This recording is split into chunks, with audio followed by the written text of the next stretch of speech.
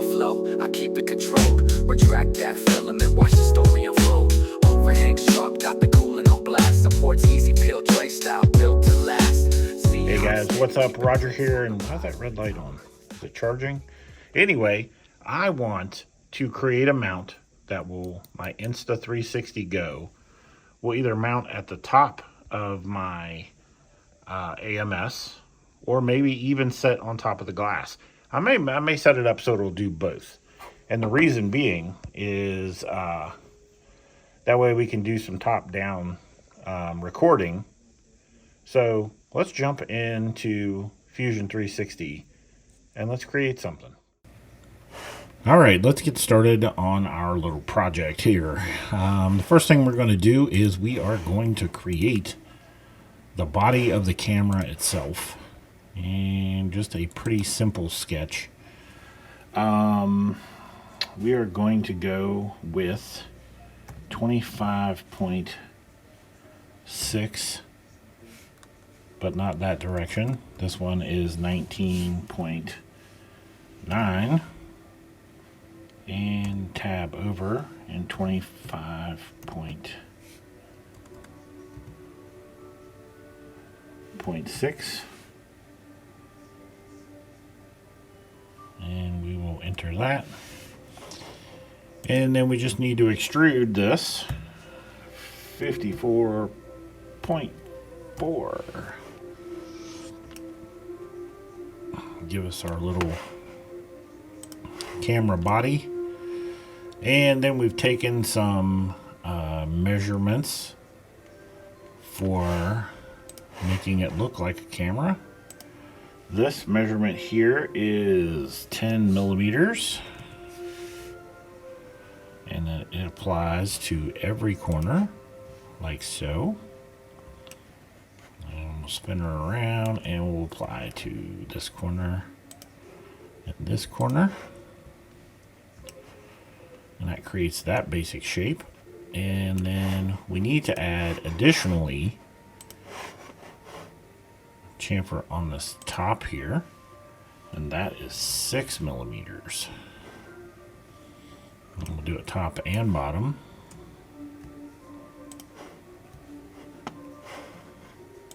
Okay. And that should give us the approximate geometry of the camera itself. The next thing I need to do is do the lens, and we're going to do what we are going to do right here. First thing I'm going to do is create a construction line that starts here at the base of the camera, and we'll make sure we're right at the base, which we are. And then we need to run that up exactly 90 degrees, 33.5.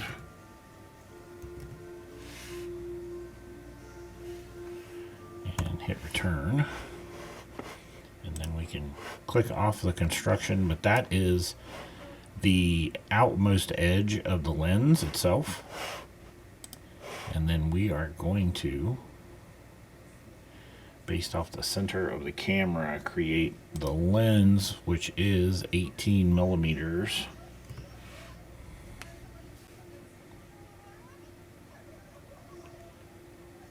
Return. And then we're just going to move it up until it intersects that line. All right, so now we got our lens defined. The thickness doesn't really matter too much. We will extrude it, and I'm just going to make it 15 millimeters. Like it literally does not matter. And you will see why here shortly, but we'll just make it 15 millimeters. Okay, apparently we're going to make it happy. We have to do negative 15 millimeters. Maybe we don't even need to do that much. Yeah, that seems to be a bit excessive. Like, we know our lens is probably something like that. That's good enough. And basically, the reason we're doing that is just to give us that cutout. So the preciseness of it isn't that relevant. But this is the basic geometry that we need to create our holder. So now, maybe I do need to get a measurement off that lens. I just need to see how thick that lens is, because I want it to correlate with the surface. So yeah, I do need to get a thickness. So we will set that lens to about 4 millimeters. And then if we need to modify it later, we can do that. But so just for the initial prototype sake, we're going to do 4 millimeters. All right, so that just kind of gives me my generic body of the camera. And then now we can start to construct what will be the holder. So again, we're going to go on this sketch plane and we're just going to create a simple box around it. And let's just do something like that.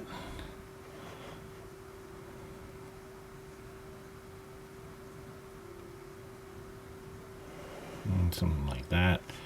And then we'll give a little bit of base to it. We don't want a ton, but let's give a little bit of a base to it. And let's snap her to right about there. That should work. Now, with that, we will pull this one down. We want it to just intersect the lens. We don't want the lens to stick out, but at the same time, we don't want the lens recessed either. So we're going to zoom in tight and just try to keep that right on the edge of that lens. That should work. And now we will click on this body and extrude. And let's just go ahead and do it. I'll take it off a join. I really should have had this on the other end, and you'll see why in a moment. But let's just go ahead and do that. And then we'll click New Body and click OK. Work. Extrude.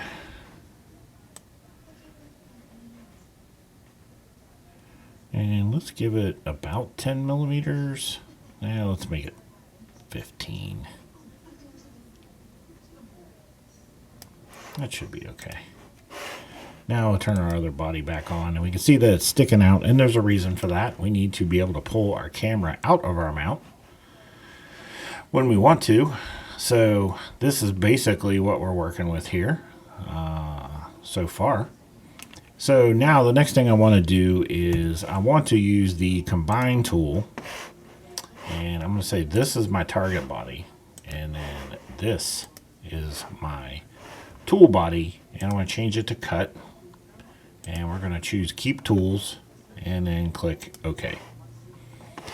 And now if we shut off our main body, now we have an empty hollow area here that represents the body of the camera. And that looks pretty good. Now what we need to do next, what is this? Oh, apparently we're just somewhat ill prepared. Let's extrude that. We just want to cut that out. That was where I just set that camera lens right on the top, and I didn't actually join it to the body, and that's what it did. So no big deal there.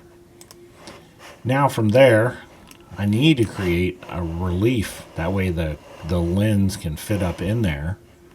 And I'm gonna do a sketch on that surface, and kind of at the widest point of the lens. Let's scroll in here. This looks like about the widest point of the lens. We're going to click and drag out a window all the way. And we can accept whatever for the other end. No big deal. We can go back and modify it. Let's hit escape. We'll scroll in here and see we're past. We're just going to tighten that up right there at the edge. Perfect, perfect. And then again, we're going to extrude this one to cut and cut through that body completely. Click OK. And then now you can see it's starting to look like a holder. So if we turn our original body back on, you can see when it's upside down, it's holding that body, and the camera lens is even with that surface. So it could actually technically set right on its lens on top of the glass, or it could be mounted if you have a riser to the bottom of the AMS. And this allows you to do a top-down kind of video with that. All right, so let's turn off that body. And let me find out which sketch is still on. That's annoying me. That's it. Okay. So we are good to go. And now the only thing I think I will do is I'm going to do some final, changes. But what I want to do is I want to click on all these surfaces inside here. And I'm going to offset those faces by a small percentage. And the reason being is that will just make room for the camera body to actually slide in. We might as well do these two. Right, because I did the fairly exact measurements. So if for some reason my measurements were really that good and things would be extremely tight, so we're going to hit S and we're going to choose offset face. And now we're going to enter a negative value. Let's do negative. I don't know if we want to do as much as 0.3.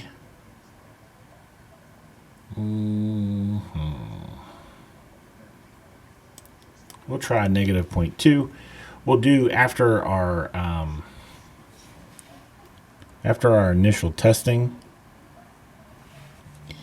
We can reevaluate that. If I took too much out and it's too loose, we can always add some more right back in. All right, so I think the last final step to our little prototype here is this. I'm going to apply a 6mm fillet on these edges, but we can't get crazy because we have one. This bottom one's the mounting surface, so we don't want to do it to it. And this bottom one is the print surface because it's going to print like so. Yeah, it's going to print just like, don't hold down shift, Roger. You're going crazy. There we go. So it's going to print just like this. So we don't want to, I really don't want to chamfer that, but this kind of gives it the same shape as the camera. So kind of a cool kind of look, that's fine. That's fine. I think we're in good shape now. This is ready for prototyping. So that's the next thing we're going to do. We're going to go ahead and export this, and we are going to, so we'll go to 3D print. We're going to click on this. Make sure our refinement settings are high. Click OK. We're going to name this. We want to change this back to desktop. Open. And we'll call it Insta360 Go 3. All right, and we'll click Save. That will create the 3MF file that we need to print. I can just double click it and it will open up in our software. Let's see if it automatically flip it over. It will. Nice. But we need to rotate it because we want the opening toward us. Now, one thing we're going to know is that the bottom of this rounded section is not going to print awesome. It's just, well, it's not going to print awesome because I have a 0.6 nozzle installed right now. So as you can see, it's a little funky looking, but it should be okay. We'll take a look at it. And probably, let me see here. Let me zoom out a little bit and figure out which button I need to use. Between softwares, man, it is wild keeping track of what pans and the other pans. So pretty much okay here. Let's take a look. I think probably we'll add some more wall thickness here And that's a little bit thinner than I like. But for the sake of our prototype, it'll be fine. So we're going to enable the AMS, and that looks all good. Let's go ahead and print it. And let's go back and look. Yeah, that wall's kind of thin. So that was, what sketch was that? Was that this sketch? Yes, this sketch. So let's edit that sketch, and let's just add some more. We'll just add some more chunkiness to that. You know, just to give it a little bit more thickness. There we go. That looks a little bit better. And we haven't saved it. Let's go ahead and save it before we... Insta360 Go 3. Something happened there. Well, all right. And we'll just save that. All right, so now we just have to wait for our print to come out. We'll kind of do a test fit, see what needs to be modified, what needs to be changed. We're probably really close by the measurements. I think we're probably in pretty good shape, but we will find out shortly, and we'll take it from there.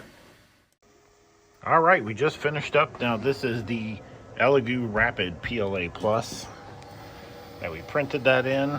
Let's pop it off and bring it out here and have a test fit.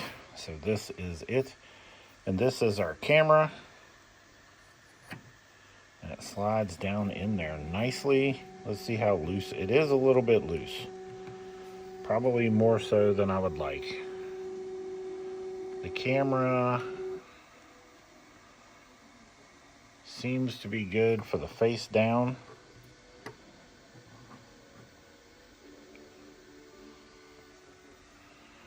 Try to see if the lens is actually...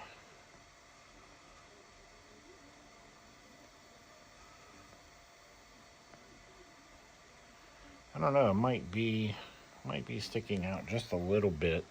Hard to tell. So let's go back in, because we are just a little bit on the loose side. And you see, and I just don't want it to rock at all. I want it to be nice and tight.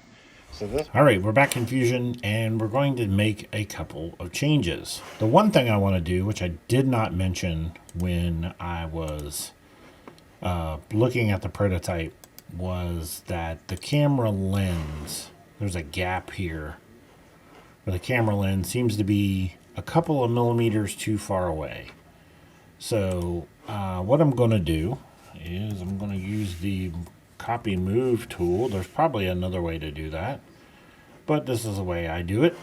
And we're going to drag that down. I'm going to do about 1.5 millimeters. It doesn't need to be super precise. It looked like it may have been 2 millimeters, but I don't know for sure. So we'll just make that change, and we see our sketch got wonky donkey because of that. So we're going to have to go in and change that. We should, I probably wouldn't have helped it to mention that, would it? No, because it would have changed every time. Let me see what sketch that is. Is that this one? Nope, not that one. Should be this one. No, the sketch, yeah, this is the one. So let's go ahead and edit this sketch, get it squared up again. And the widest point of the lens basically moved, and that's what caused our issue. And let's see if that fixes it.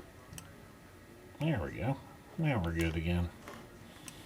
All right, so the immediate problem is that when we had a bit of a rocking situation where it wasn't very tight. And I believe basically it's just this back plane. I think most of these back plane sections just could be offset slightly, and I believe that'll solve our problem. Not 100% sure. If I could just offset this slightly. Oh, big question. Because, you know, if you offset these, then guess what? Then they're all wrong. They're all wrong. And then we could actually go back where we did the offset faces. We can edit the offset face. And we did a 0.2. Let's do that. Let's try that.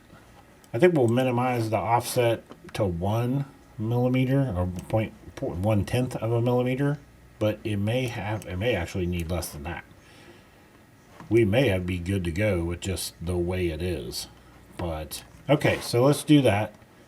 We'll save it. And then we'll go ahead and export it again. This time we'll use 3D print like we did last time. We'll select this body. We'll click OK, and then we'll call it Insta3 because I'm tired of naming it already. Insta3 Go 3MF, hit save. Okay, so let's take a look at our fit. This is our final part. And we want to take a look at the fit. The gap between the wall and the lens. Basically nothing. Nice even fit. I like it. Retention. Retention seems good. We can remove it, but retention is good. No issues there. And we can remove it from the sides because if we tried to remove it like this, it would start it recording. There's a button right there. So this gives it the ability to top down record because of the offset with the lens. You couldn't do that before, so now you can top down record, or you can upper mount it like on the bottom of my AMS, right, and record, and then I can just insert the camera in, press the button, start recording, and record top down, hit the button, pull it back out. Nice and easy. So that is our top down mount for the Insta Go 3. Later. So we're done here, right? Nah. Nothing's, good enough's never good enough. So another thing we're going to do is we're going to add one more addition, and that is right in here. We are going to install a 6x2 magnet, and because the back of the Insta360 Go is magnetic because it sticks to stuff that's metal, then what we're going to do is we are going to put a little divot right there for a 6mm magnet. That way when it slides in, boom, locks into that magnet, helps retain it a little bit. Now, the next question was, let me look at this, holding it like that. Will I be able to remove it with the retention of the magnet, or should I reduce the length on it because of the magnet? Because if the magnet's holding it, I will need to get a slightly better grip on it, would be my guess. So I'm tempted to actually remove a few millimeters of material, like move this magnet to here possibly,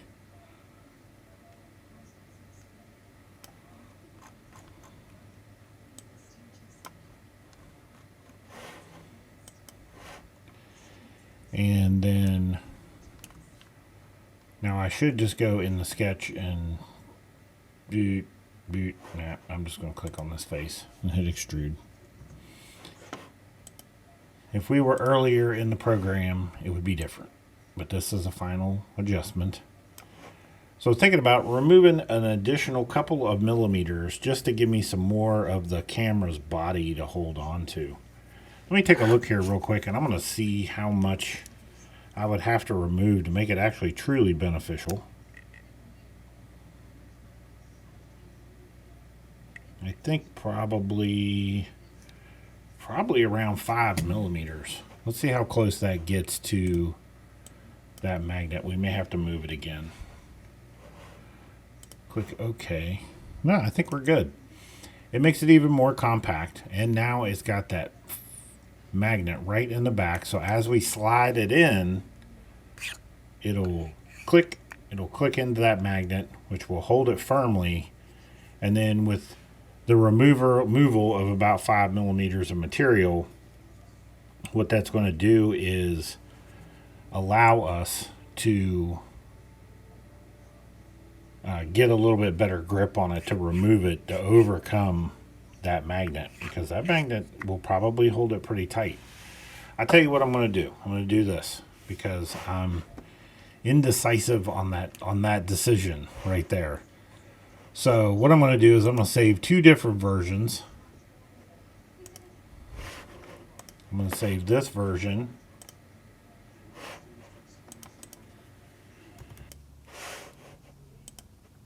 .360 final one. Because there might not be a final. There might be a final two. Okay, so then the other thing we have to consider is the print orientation. This circle might not come out perfect because I'm using a 0.6 nozzle. Yeah, so we'll see how that works. Not a huge deal. Basically what I'm trying to figure out at this point is, do I need additional distance taken off of it to accommodate the removal after the magnet removal? We'll find out. All right, so we'll print this, we'll take a look at it, and then we'll see if we're going to call it done or if we take off 5 millimeters. But at any rate, I believe this is it. I believe this is it. All right, guys, well, here is our finished product, and as you can see, it works beautifully. Earlier in the video, I gave you a section view so you could see that it is literally just an absolutely beautiful fit. Now, we did add the 6x2 magnet, and it press fit very nicely in there. Let's see if we can get a focus in on that. So you can see that fit very nicely, and you can feel it as it goes in. You can feel the kind of resistance of the magnet there, and then boom, clicks into place and holds nicely. I think it is a great addition to it, and we can fire up the camera. Now we're recording. Now we're done recording, and we can remove. Now I will admit it can be tough. It can be tough. I think I'm going to take about 3 more millimeters off just to be sure. But I feel like, I don't know. I feel like if I take 3 more millimeters off just to be sure, I think it'll be perfect. Which I think it's perfect the way it is. But you never know. Somebody might have bigger fingers than me and might have a hard time getting that out of there. Might have the big, gorilla fingers. Now, if you get your fingers up here and try to pull it out, you can forget it ain't coming. But right there, if you get it just on the body. So I think taking 3 more millimeters out and I'll be happy, and we'll call it a done deal. Hey guys, I appreciate you tuning in, watching the video. If you have any questions, comments, hit me down below. And please subscribe and also comment if you're interested in seeing me design anything in particular. Throw it in the comments and maybe we can make that happen. So this product is done. I will be getting some final photos and putting it up on my Etsy and making it available for everyone. All right, guys. Flow rate, sync, nozzle temp, set the flex. Spinning up designs, what you printing next? Wrap skirts or brims, it's all by design. With this cheat code, beat tray meets the tech grind. So holla at the slice and let the print commence. Like a tray beat drop, it's just common sense. From LA to the print bed, the vibe don't